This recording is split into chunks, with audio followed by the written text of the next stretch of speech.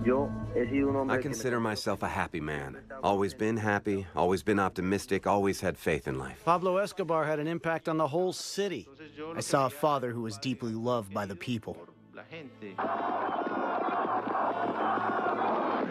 Are you the Robin Hood of Antioquia? The dark and criminal power of drug trafficking has reached our country. We have to create enormous chaos. Then they'll beg for peace. Escobar was killing magistrates, journalists, policemen. I'll kill each and every one of them from the jungle. In the end, the ones who will lose will be them. Colombia's public enemy #1 is terrorist Pablo Escobar, who mercilessly and without contemplation kills innocent men, women, and children. I thought he was immortal.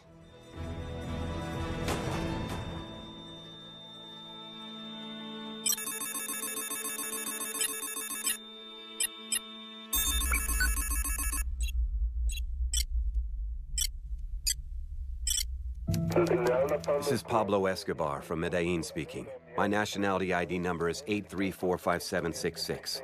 Record my voice. Otherwise, they will say it was any clown that called. This way, there will be no doubt I called. He used to say that he needed to have 1,000,000 pesos by the age of 30 because it wasn't worth being in this world without money. My dad started smuggling appliances, but soon he realized that cocaine was much more profitable and occupied less space, and his business was more profitable when he began to export to the U.S. In those days, drug trafficking was not a sin in Colombia. Everybody was involved with drug trafficking. Magazines even ran articles about how glamorous cocaine consumption was at big parties in the U.S. My dad took advantage of the moment, which allowed him the opportunity to amass a fortune very quickly. Pablo Escobar had an impact on the whole city. He was like a god. When I met him face to face, I thought he'd be arrogant, proud, cold. But instead, he was a great human being. I remember that day. He was eating roasted chicken. He grabbed a piece with his hand and offered it to me. I began to think drug trafficking was a bad thing when 4 or 5 people began to say it was bad. The press also started to dig, and they started chasing us. I sincerely thought it was a good thing.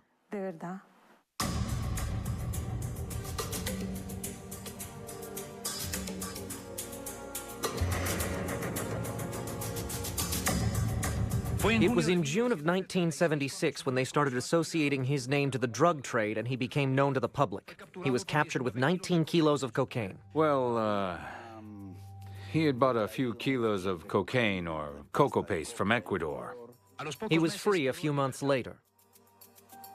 The people knew he was a mobster, a drug dealer, but they accepted it in a positive way. The violence had yet to start.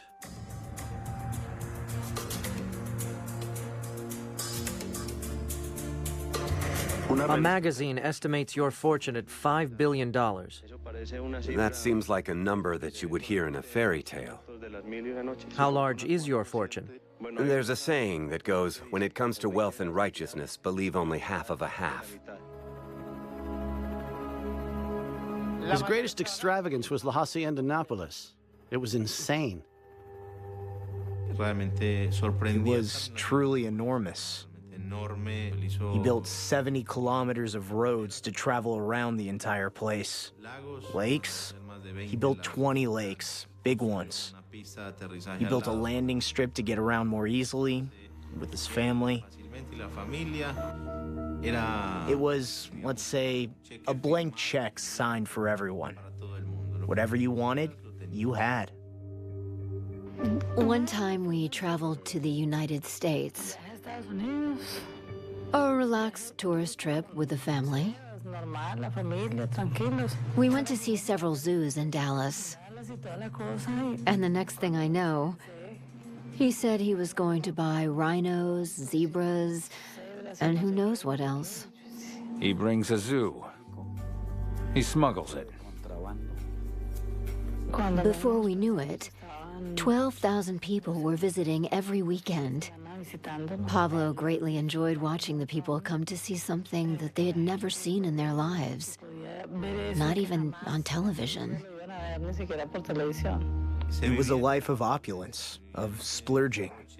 La Hacienda Nápoles was a paradise of evil. You could feel the presence of both evil and adventure. Lots of cocaine came out of there heading towards the United States. There were a lot of bodies. A lot of torture took place there. But the boss never allowed any of the bodies to be buried there. We were in the middle of a conversation when they suddenly brought in a man who worked for him. Apparently this guy had stolen 3 to 4 million pesos, something like that. I don't know. He had his feet tied together, and even though he was all tied up, he pushed him into the pool. And the guy drowned. As he pushed him into the pool, he screamed. This is what happens to those who steal from Escobar.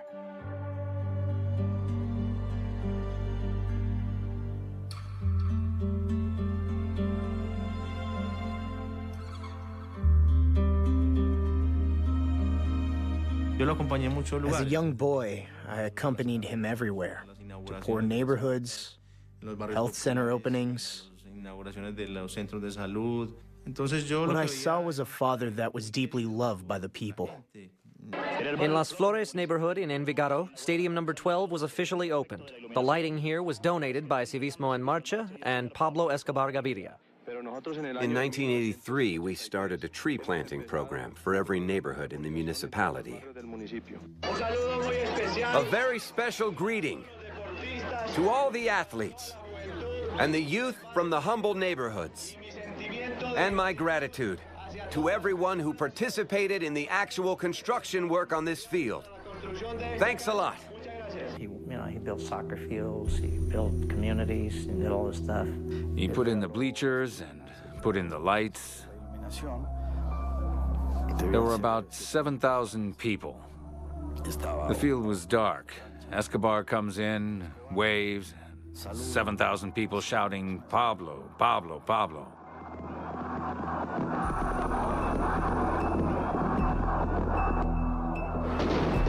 Live from Envigado, let's hear it for Pablo Escobar Gaviria after that wonderful kick. A huge round of applause for Mr. Pablo Escobar Gaviria. He was featured in an issue of Semana magazine, labeling him as the new Robin Hood. That was the first sign of the existence of that character. Are you the Robin Hood of Antioquia? That's a description that seems very interesting. People know that he fought for and defended the humble masses. One time he arrived at my house and said he had been at the Moravia landfill. He said, "I'm going to build a neighborhood for those people. I will get them out of the slums." I have very good friends in the church, bishops, priests, as well as doctors and lawyers in humble neighborhoods. But my best friends are those in the slum community of the city dump. We have started the construction of a neighborhood to solve the problem of slums in the city of Medellin. He brought all the people from the dump here and gave them their houses. Who does that? I ask you as journalists, who does that? Nobody. Him. Only him. In some way, for people that were desperate in life, I guess, he gave them some hope. Ready? Let's have a round of applause for Pablo! Obviously, he tried to play the role of being a Robin Hood. A neighborhood he promoted in name only, because in effect he neither created nor financially supported it. He called 150 to 200 people and forced them to donate money so he could take the credit for it. His family would like to believe that there was this other positive side to the man. Frankly, I don't believe it. He took pleasure in giving, in sharing.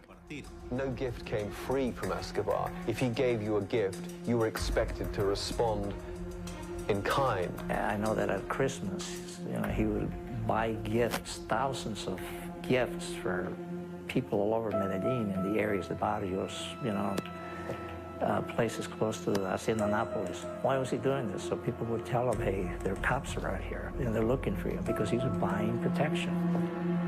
But they didn't see it that way. They saw him as a, as a Santa Claus, So. I think those who venture to say he did it out of self-interest, political clout, and power are wrong. They did not truly know his heart. I consider myself a happy man. I've always been happy and optimistic. I've always had faith in life. One of his dreams was to do what politicians wouldn't do, and dedicate his fortune to doing so.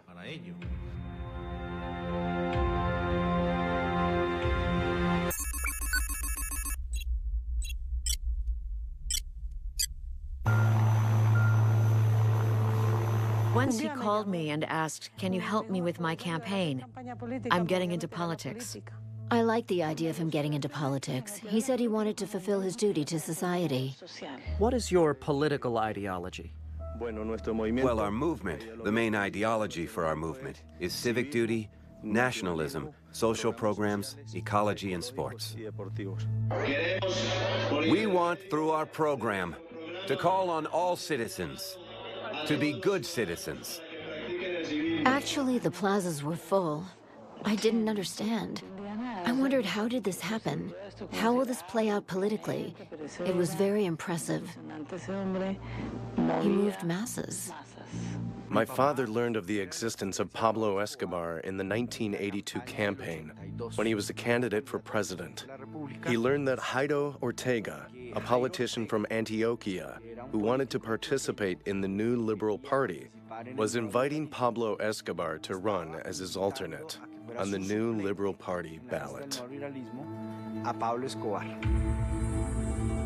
The coordinator of the new Liberal Party called my father and told him that Mr. Escobar was a very strange man who had a lot of money. He donated money to the campaigns, but they didn't know where his money was coming from. Then my father, on a campaign trip to Medellin, makes a public speech where he states that Pablo Escobar and Jairo Ortega are not on the new Liberal Party ballots for Congress. Thus, he expels them publicly from the party. I want to tell you that Galan's political movement and the aristocracy will tremble. With your support, we will crush the puppets and the political ragdolls created by Colombian oligarchy. Thank you very much. A very important political leader came up to him and said these words: Pablo, with the power you have, and the money you have, and your ability, you could be president of this country. Pablo wanted to be president. What do they decide? To get on the official ballots of the Liberal Party. It's through those official ballots that Pablo Escobar lands in Congress. Long live our friend Pablo Escobar! Long live the Liberal Party! The people voted for us and chose us to represent them in the nation's Congress. Pablo Escobar was an ambitious man. Real power is not in guns or money, but in politics. Obviously, he enjoyed a quick ascent in politics. He was loaded with money. Those congressional friends ask for money, so we have to give. Consider them extra contributions, because all these politicians ask, so we have to give to all of them.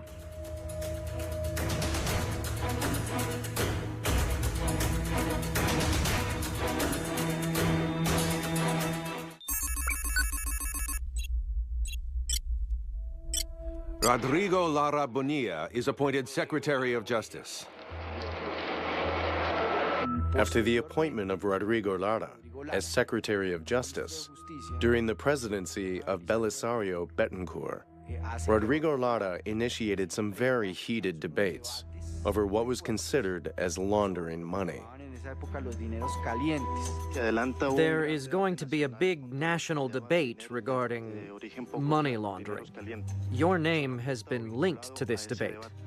I wouldn't call it money laundering. I'd call it amnestied money.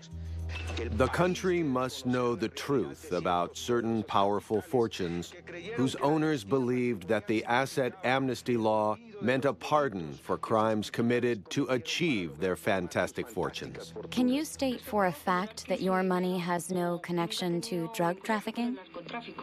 I've always stated that my money is not linked to drugs. Rodrigo Lara gets into a confrontation with Pablo Escobar in Congress. Having a drug lord like Escobar in Congress created a volatile challenge for Colombian democracy. The chamber is debating over funds of dubious origin that have entered Colombian politics, generating enormous scandal. Representative Ortega, whose alternate is Pablo Escobar, spoke in the session. I have a very respectful question for the Secretary of Justice. When he starts to point fingers, they set him up, accusing him of receiving 1 million pesos to finance his campaign. It was 1 million pesos in a check to the name of Rodrigo Lara. I will disclose the process of how this check was deposited and the reach it had. The Secretary of Justice was trapped by the evidence presented by my chamber colleague, Jairo Ortega Ramirez. Rodrigo Lara Bonilla's reaction to this act, this debate, was to intensify his attack on the drug traffickers.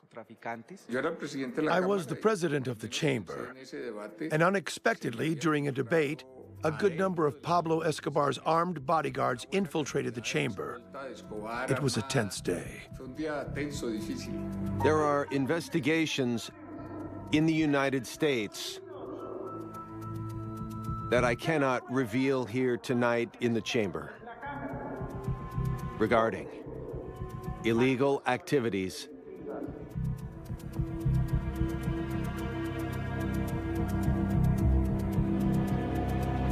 by Dr. Ortega's alternate. At that moment, he adopted a suicidal attitude. That was a declaration of war. The Secretary of Justice accused me in an unfair way. He lied when he said Pablo Escobar had a criminal record with the U.S. government. At this time, I will show you my official passport and can prove to you how the government of the U.S. granted me a visa to visit that country. Furthermore, I am a frequent visitor of that nation. In the chambers of Congress, Escobar wasn't a great speaker. So Secretary Lara Bonilla and his party crushed him verbally in front of the entire Congress and in front of the public. They revoked his parliamentary immunity. My hopes are that there will not be a confrontation among the Colombian people. I search for peace. I have always preached peace, and I have longed for peace.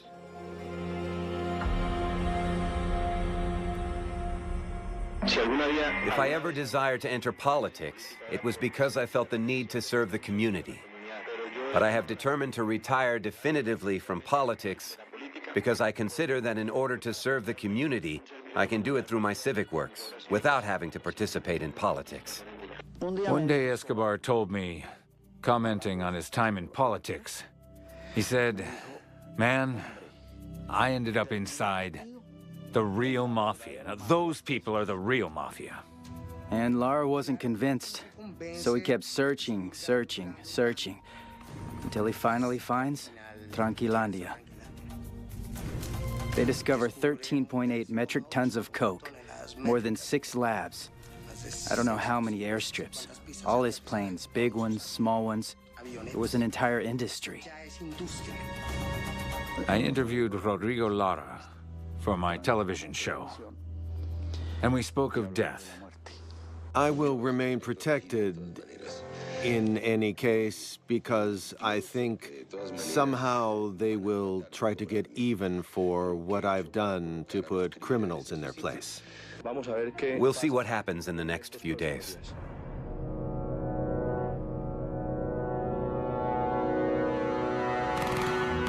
At 7:30 on the evening of April 30th, 1984, a gunman using a machine gun assassinated the Minister of Justice, Rodrigo Lara.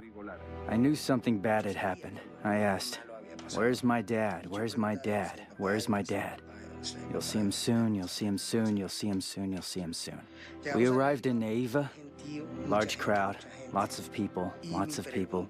My question was, who's in the coffin? Who's in the coffin? Who? I didn't understand.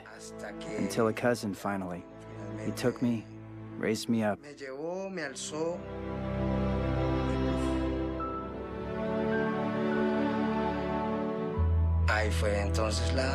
That's when the crying started.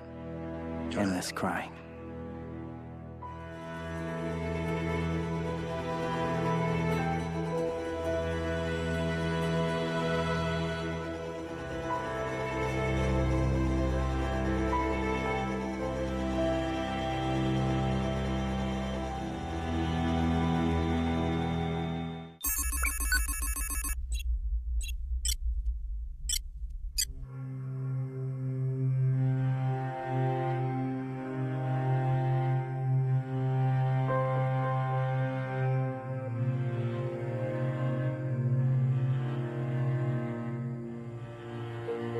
Colombia will hand over felons who commit crimes in other countries when solicited, so that they can be punished in an exemplary way as part of this universal operation against an attack that is also universal. Belisario Betancourt, the president at the time, at Rodrigo Lardo's funeral at the wake, announced that he would fully apply the extradition treaty. But the mobsters went to Panama, where they were under the protection of General Noriega, who was in power. I was living with my husband, and suddenly they told me, "You must leave the country now." I knew that a minister had died, a secretary of justice, which was a very complex situation. But why did I have to go? What was my situation? I was just 15 days away from giving birth to Manuela. On May 6, 1984, the army entered for the first time Pablo Escobar's fortified compound, La Hacienda Nápoles en Doredon. What's up? 11 military trucks have entered Nápoles. Okay. And they've been ordered to stay.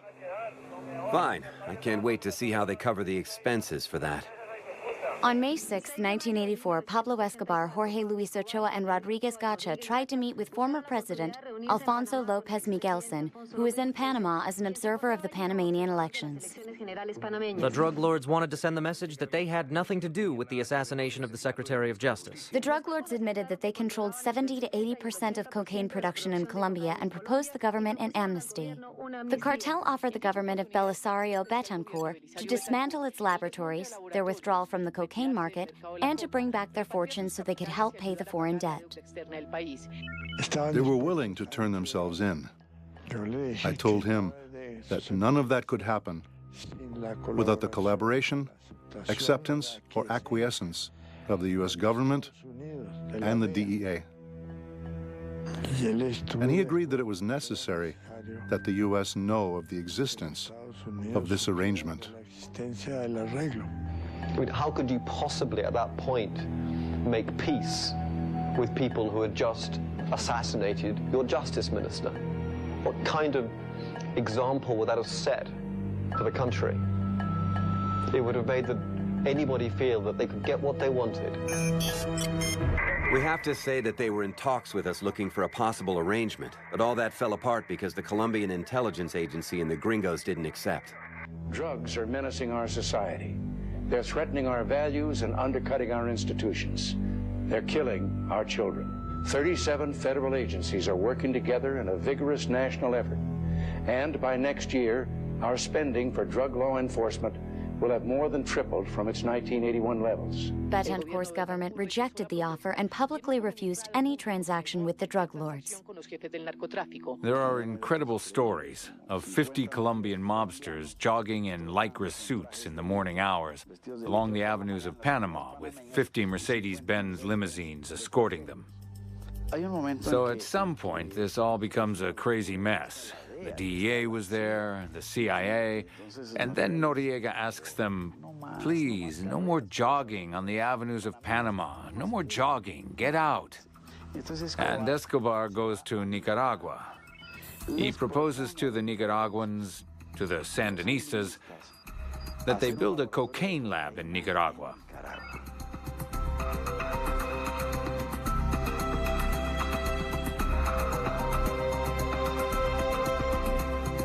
Escobar hears Ortega, who was the president of Nicaragua, and he interprets between the lines that Ortega was going to turn him in to the U.S. authorities. Escobar doesn't even finish listening to the interview with Ortega. He gets in a car, drives to the airport, and comes back to Colombia on his plane. When the Sandinistas come to capture him, he's gone.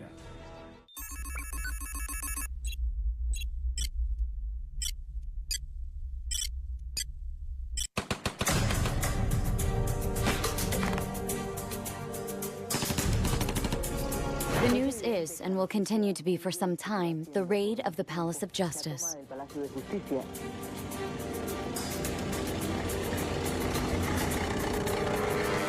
Pablo Escobar helped finance the raid on the Palace of Justice. Why does he fund it?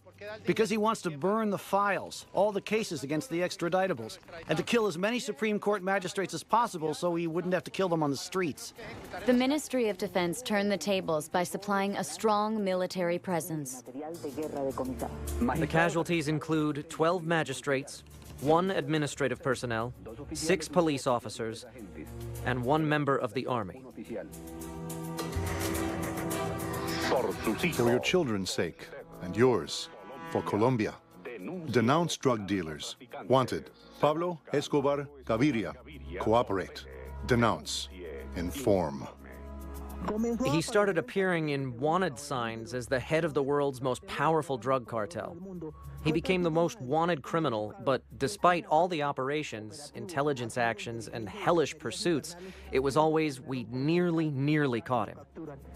How he knew, how he found out, is all a mystery. On many opportunities, there were operations against Escobar. We knew where he was, but at the last minute, he managed to get away. Get together a group of 4 or 5 guys. We'll instruct them to call those phone numbers on the TV with misleading information. That way, we'll keep them really busy. Yesterday, we called and said we were at a certain hotel, and they tore it down. We'll drive them crazy. At that time, Pablo Escobar was a friend of the Medellin police. Hello, what's up? Masa Marquez has sent 350 to 400 men to Medellin. They're ready for a large operation. Tomorrow or the day after tomorrow. Have the pilots let us know. They'll tell us immediately. And they say they won't open fire. But we will open fire. Yes. But don't shoot them. They'll look the other way. Colonel Valdemar Franklin Quintero arrived in Medellin, an incorruptible man, an honest policeman. I remember one time, returning from Nápoles. We were being chased. We were arrested. I was 7. My sister was still practically a newborn. They neglected to feed my baby sister. The police commander in charge was Valdemar Franklin Quintero. That event prompted a terrible rage from my father, who finally ordered his assassination. He would say, "Let them chase me, I'm the bandit, but don't touch my family. They're decent people, who have nothing to do with what I do." The boss orders us to target Colonel Quintero with a car bomb. We gave it to a kid to detonate it. The kid sees a Mercedes 230 coming, sees a police escort, arms the device and detonates the bomb. We hear the bomb from a distance and go check in with the boss. We say, "Hey boss, it's done. Colonel Quintero is dead." The boss tells us, "Watch the news. You just killed the governor of Antioquia, Antonio Roldan Betancourt." The governor was a friend of the boss. He was close to Escobar politically, and with good money, he could have become president. But the boss didn't lose his cool. At that point, nothing could be done. The governor was already dead, and Escobar was a man of war. Pablo, at that time, thought of himself as the chief of all criminal organizations in Colombia. We were friends and partners in the fight against extradition with the Rodriguez-Oruela brothers. Pablo Escobar calls the Rodriguez-Oruelas, as we had run errands for them here in Medellin. Hey, so what's new? All good? Tell me. The black guy has been telling me for a while now that they want to push us out of there. Because we're supposedly invading the New York market, and they think they own the city. We'll see who turns out to be smarter and braver. That's what we're going to prove now. Pablo tells him, if you're not with me, you're my enemy. You have 24 hours to think it over and make a decision. And then he hangs up. Violence in Colombia claimed more victims last night. The massacre occurred in a luxurious estate in Candelaria near Cali. 19 people were killed and 10 more injured. That was the beginning of the fight between the Cali and Medellin cartels. We no longer fought one enemy, but two, the state and another cartel. Anyone from Cali who came here had to die. Anyone from Medellin who went there would get killed. The leaders of the Cali cartel said they wouldn't accept such threats. And within 24 hours, they hired people to plant a bomb aimed at Escobar in his residence, the Monaco building. The first car bomb in the history of Colombia exploded on January 13th, 1988, in the Monaco building in Medellin. My little sister, she was born in 1984. She was 4. I was born in 1977. I was 11. 700 kilograms of dynamite, which shattered glass 1 kilometer around the building. An explosion to erase us from the map. It's a miracle that we're still here talking. The bombers were supposed to knock down the building's garage door and plant the bomb inside the garage in the hopes that it would knock down the building completely. After that moment, my dad, any excuses he might have needed to use violence, he had. A single attack with a bomb on his family unleashed over 200 terrorist attacks.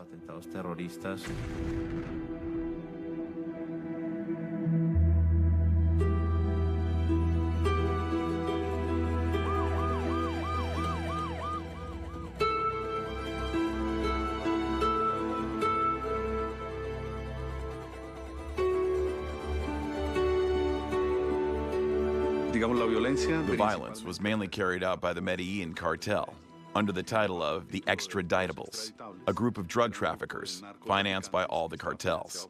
They generated corruption within the state and terrorism. It is unfair for people who commit a crime in the country to be judged in another one and sentenced for crimes that don't exist in Colombia. The only thing they feared was being extradited.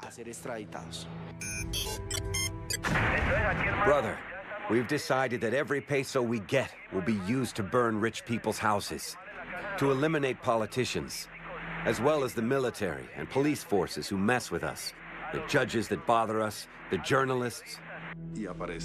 And he turns up protesting, saying we are the extraditables, and we denounce the society for excluding us, for persecuting us, for treating us in unjust ways, for stigmatizing us, for not accepting our children in schools.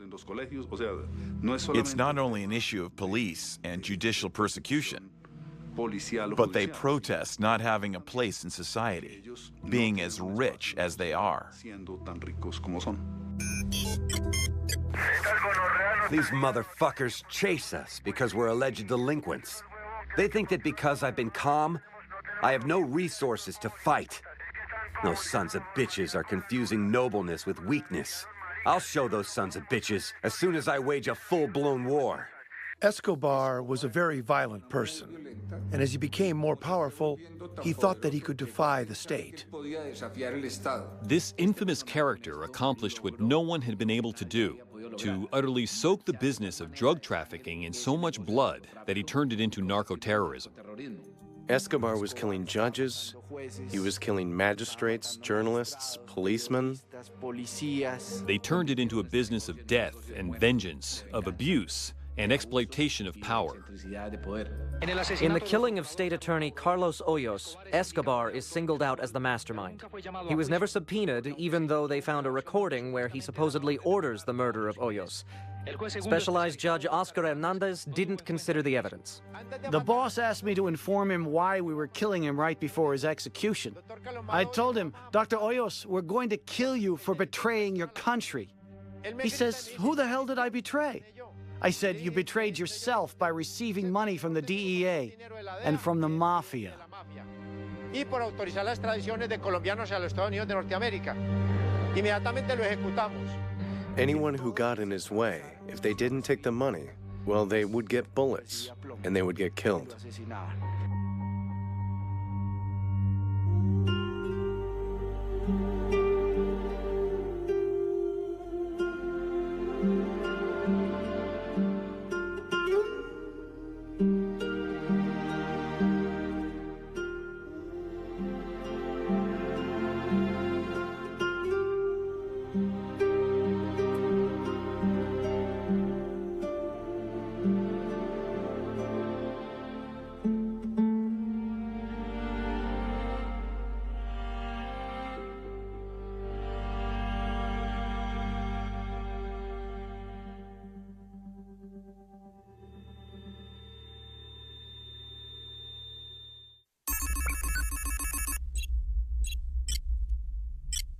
Anyone who got in his way, if they didn't take the money, well, they would get bullets. The only enemies are those that use terror and violence to silence the people of Colombia, to intimidate or assassinate its most important protagonists. Luis Carlos Galan earns great visibility because he stands against Pablo Escobar and the drug traffickers, and he favors extradition. The dark and criminal power of drug trafficking has reached our country.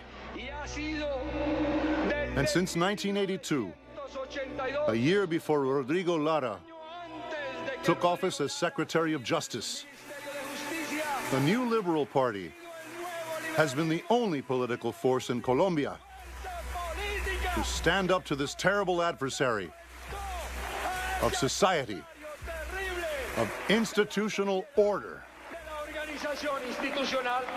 Back then, politics was a public plaza activity, out in the streets, with the excitement of the people, of campaigning.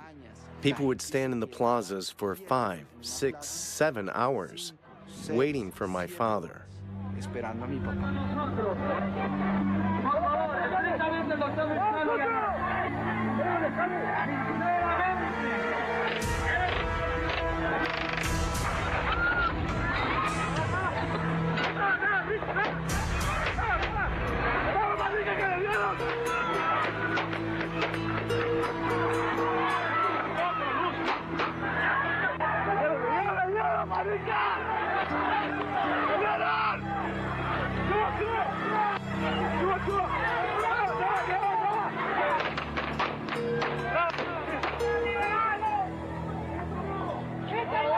News arrived that they had taken him to Kennedy Hospital. We arrived and the doctor asked if we wanted to see him. He was next door on a stretcher. My mother and brothers went in. I didn't feel capable of going in to see him. In that moment, I couldn't do it. And later, so many people arrived at the hospital. You couldn't breathe.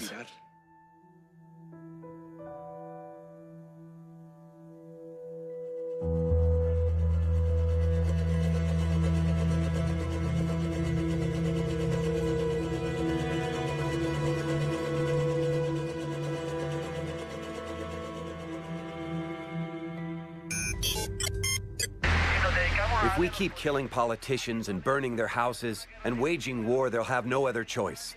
They'll beg us for peace talks. This way we settle with everyone and solve all of our problems.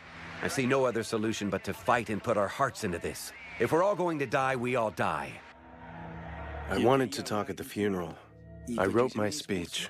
At the end, I changed the final sentence, which was, always forward, not a step back, and whatever needs to be done will do. Which was the phrase that... I want to ask Cesar Gaviria, in whose hands we entrust my father's flags, to be the president Colombia wants and needs. Please save Colombia. Always forward, not a step back. And whatever needs to be done, we'll do.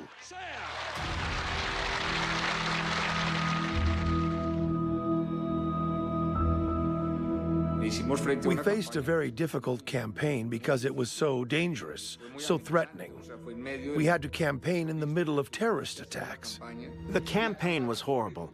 For starters, whoever replaced Galan, if he kept the position against drug trafficking, and Gaviria did keep it, became Escobar's main enemy and an enemy of the extraditables.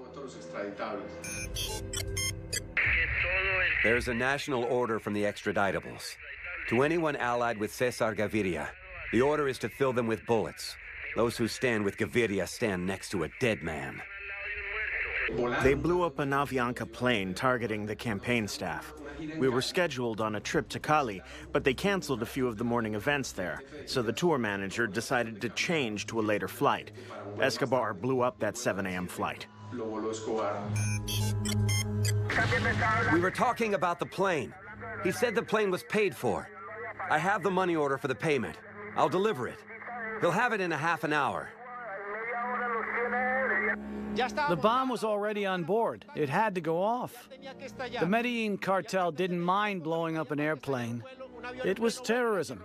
We were trying to corner the Republic of Colombia.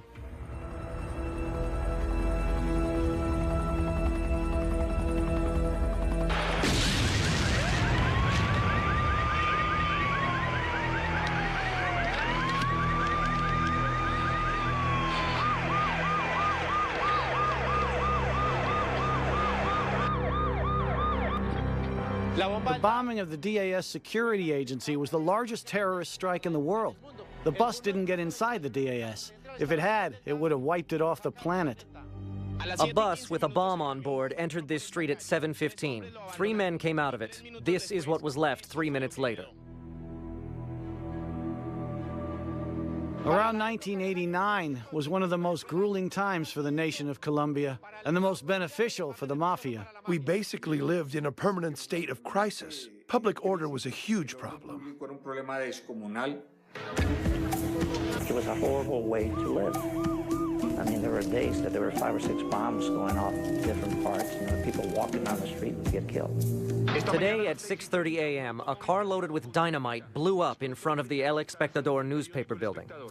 El Espectador newspaper has become, over the last 10 years, a symbol of the crusade against drug trafficking. Today's attack further shows the audacity of the cartel heads. Pablo Escobar understood the media very well, but he thought, wrongly, that he could break them. For the owners of El Tiempo, we have a very, very, very big surprise. Tell them they can't even begin to imagine it. I'll tell them, and then you'll see whether they change their attitude. If they don't, you'll decide. That's all I can do. I don't own the newspaper. At El Tiempo newspaper, where I worked, there was an anti-aircraft machine gun on the roof, as there was intelligence that they would crash a plane loaded with explosives. In a climate of war in which many died but no one was captured, President Gaviria took office. A group of very important national journalists was kidnapped with the purpose of repealing the possibility of extradition to the U.S. We started to develop what at that time was a very controversial policy, a policy we called submission to justice. This policy, used in other countries of the world, such as the US and Italy, involves the reduction of sentences for confessed crimes for those that submit themselves voluntarily to justice, guaranteeing that they will be tried in their country of origin. So tell me more or less what he said.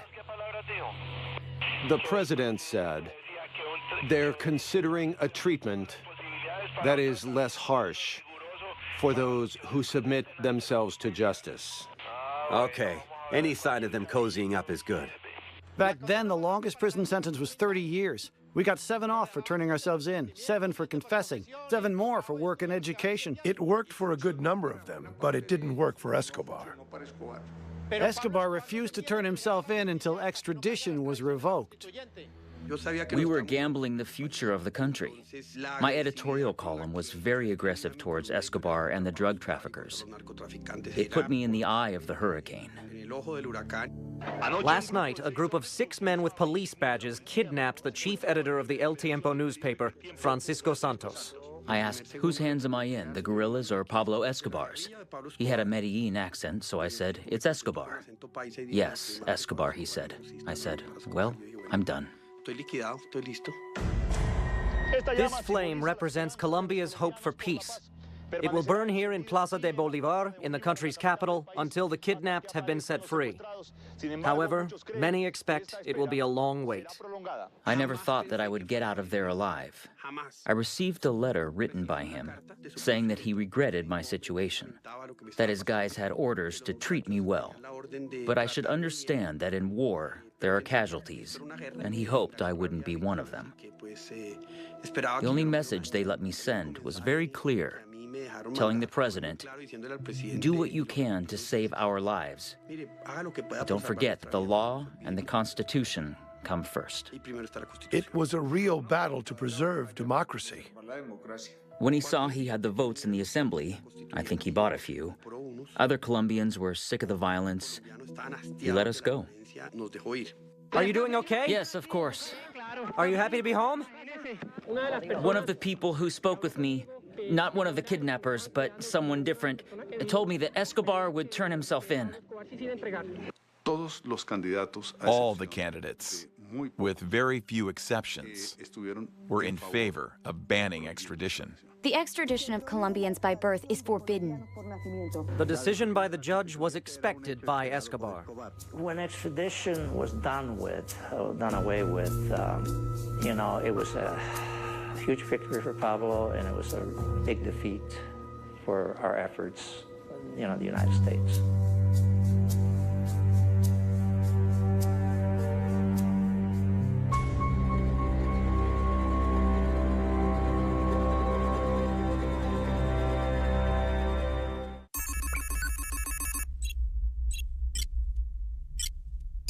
The National Assembly's decision, the final vote count, total votes, 69.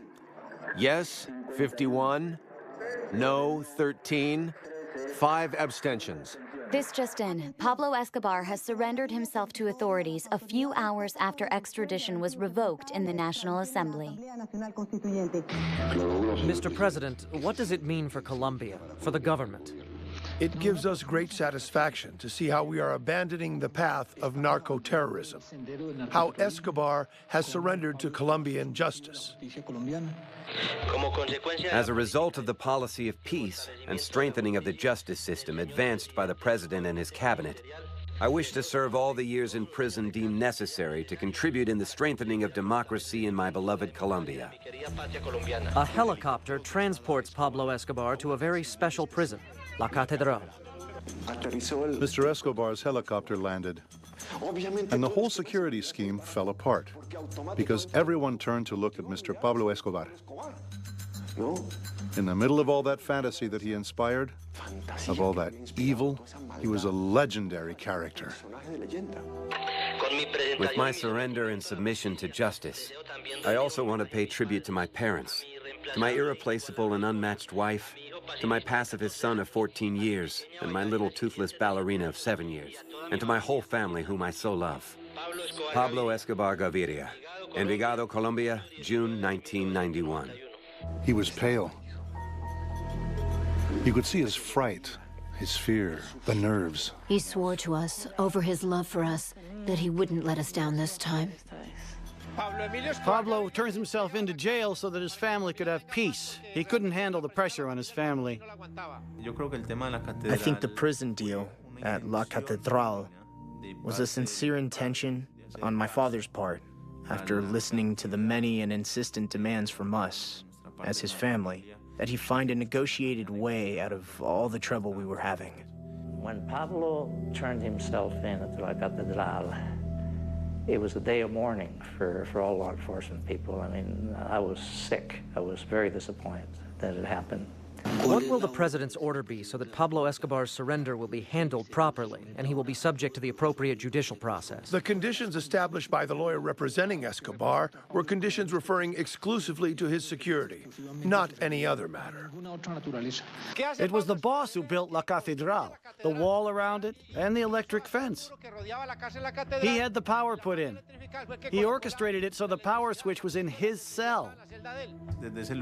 La Catedral became a place of luxuries, a place of excess, of parties, more than a prison. It seemed like one of our estates, which it actually was. The personal guards were a joke. You would get to La Catedral for a visit, and you saw my father's lifelong employees, now in uniform, in prison guard uniforms. It was a farce. It was an effort to find a judicial solution. And obviously, having accepted some of those security conditions represented a challenge for the state that at some point we were unable to handle.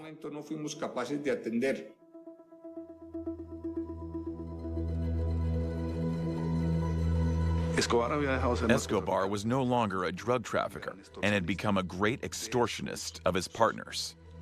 His partners, with Escobar in jail, took certain liberties. They rebelled against him. So he'd call them to settle up and assassinate them. He generated a great divide within the mafia. Pablo Escobar was in prison. The mistake that he made was when he started killing the Moncadas and the Galeano family members that he believed betrayed him. They were no longer friends. They no longer funded us. They were closer to the Cali cartel than to us. The boss pondered the situation. He was a warrior, and warriors live in war. He made that hard decision because he always lived on the edge. There, in La Catedral prison, Galeano died of a gunshot. Otto killed him. I killed Kiko Moncada. We made a big bonfire and we burned the bodies all night long. The next day, the bones remained, which are difficult to burn. We crushed them with a sledgehammer and poured acid over them. So Kiko and Galeano disappeared. When the boss ordered me to kill Kiko, I followed the order, but I couldn't sleep that night. That day, I killed my second father. As a favor, I shot him in the head so he wouldn't suffer.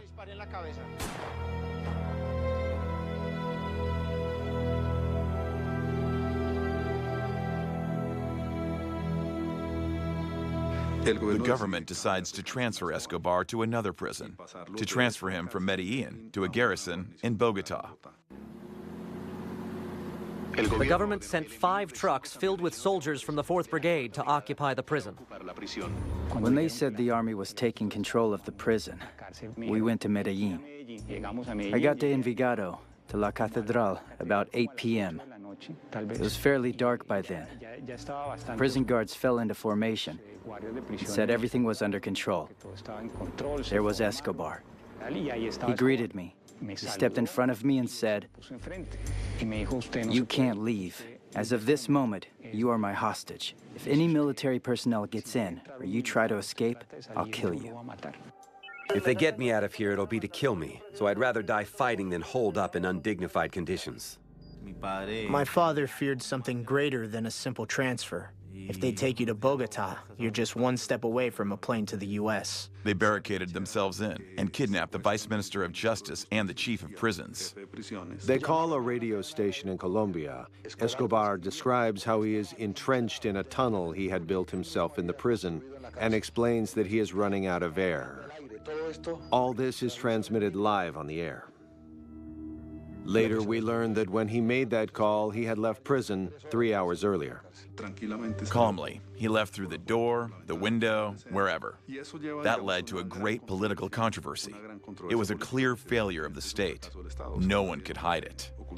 After Pablo Escobar's escape, the government realized that it is a global laughingstock. It was solely its own fault. They don't want to capture Pablo alive. They want him dead. That was a day of joy for us. I mean, the police and DEA celebrated because we were back on the hunt. The hunt was back on. So the game was back on.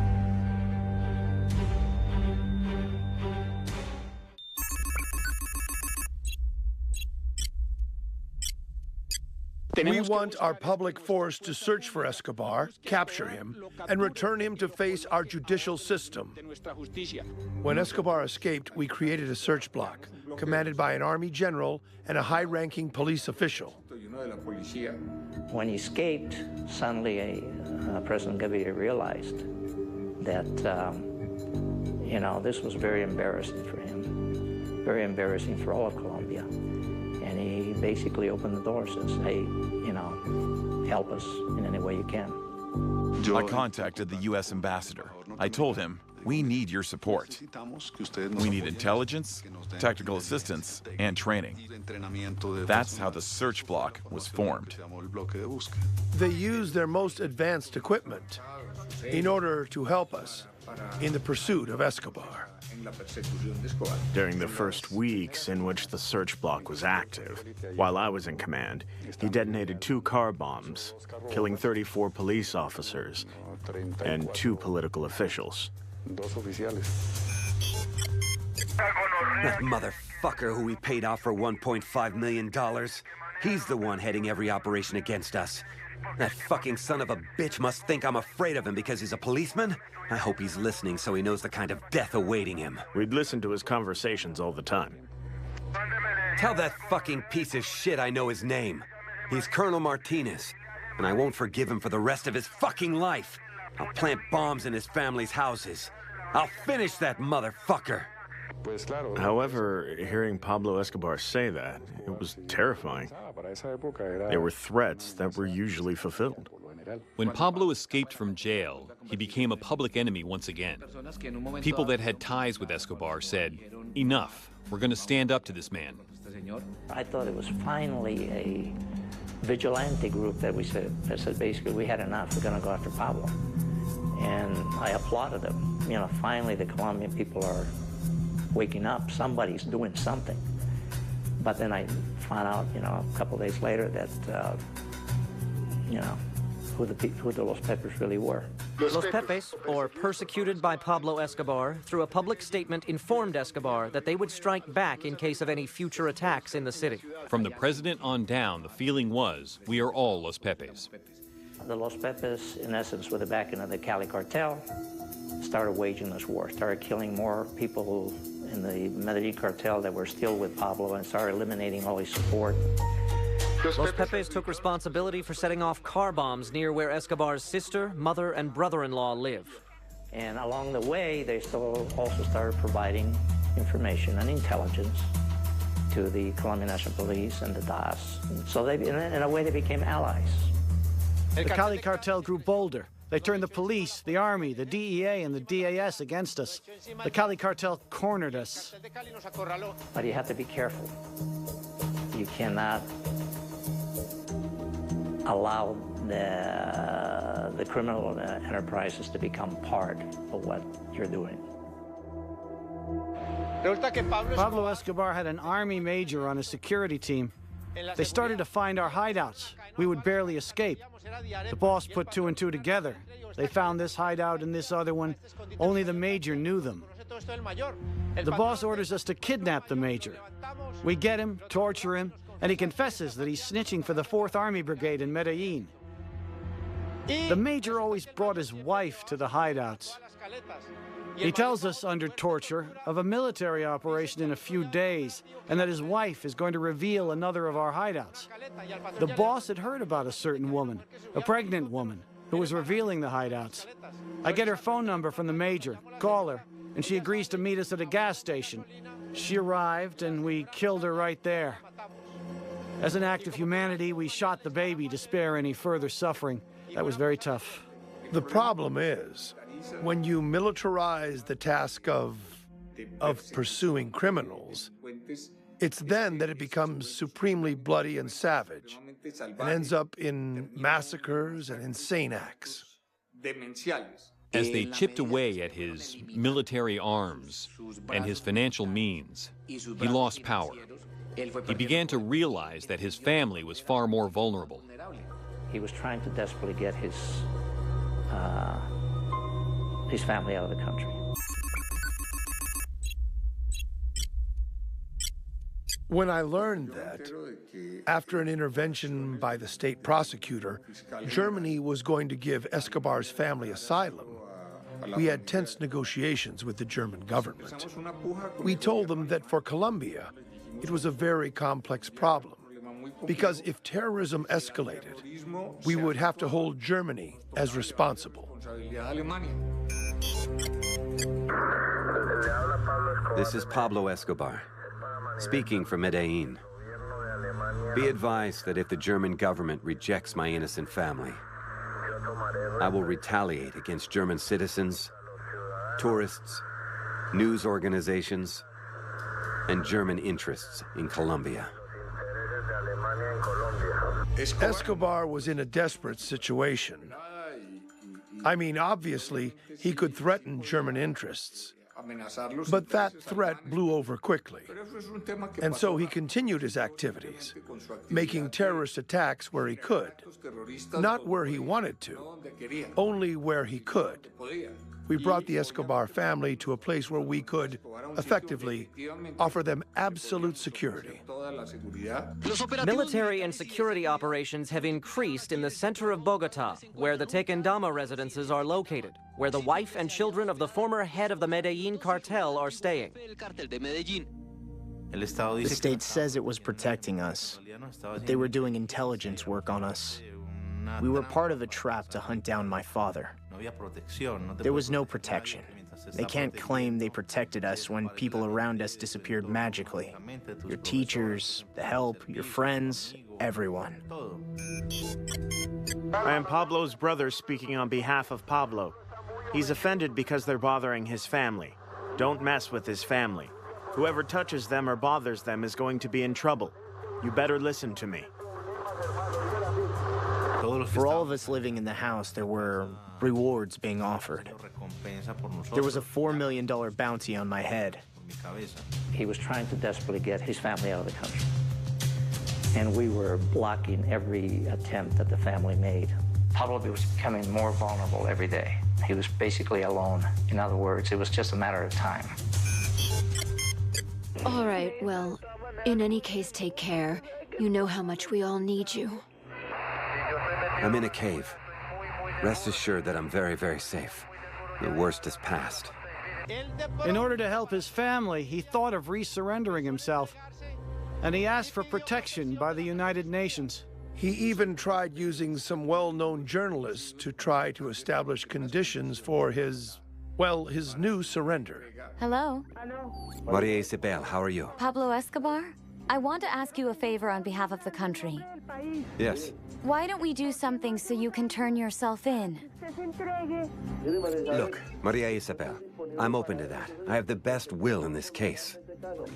I chose to leave prison, but it was the last thing I would have wanted to do in my life. I did it because they were going to kill me. They went in firing their weapons. We will find a way to talk to the president. Do you want me to call the president or not? Convey to the president that my intention is to go back to a prison other than Envigados. Yes? That I accept a prison other than Envigados, yes. But I need to know what the security conditions are.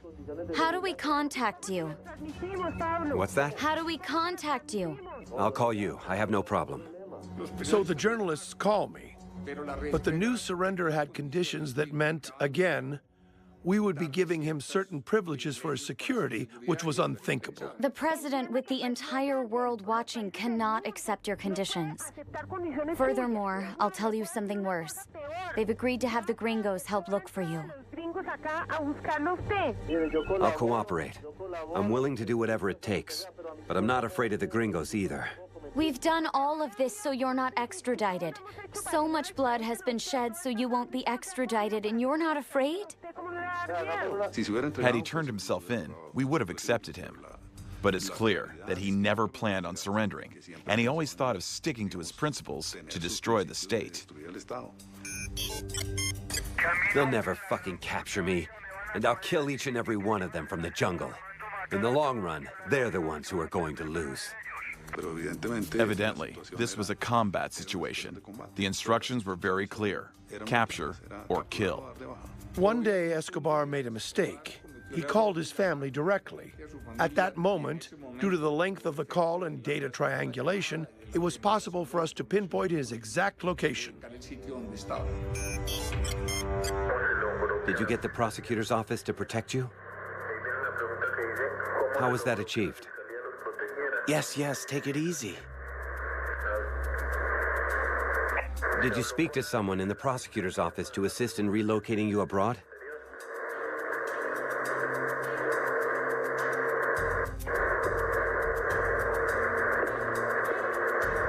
Let's stop there.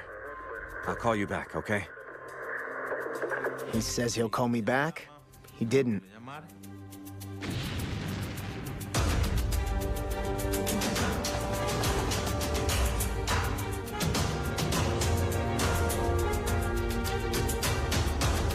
A reporter calls me 10 minutes later and tells me Pablo Escobar is dead. Of course, I reacted violently and said, "We don't want to talk right now.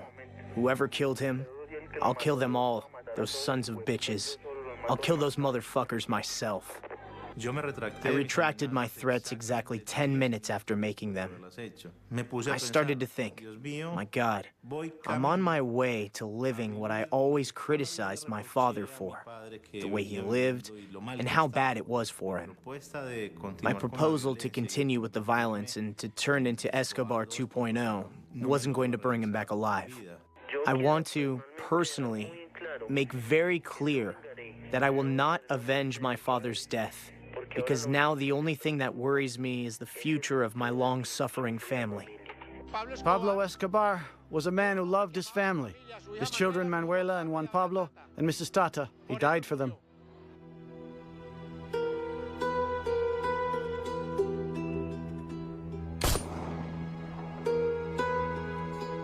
I thought he was immortal. When I saw the images of him on that roof, chubby and bearded, that was him. My soul cried.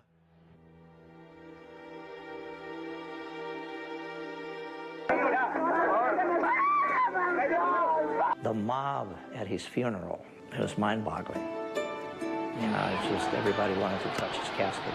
People crying all over the place.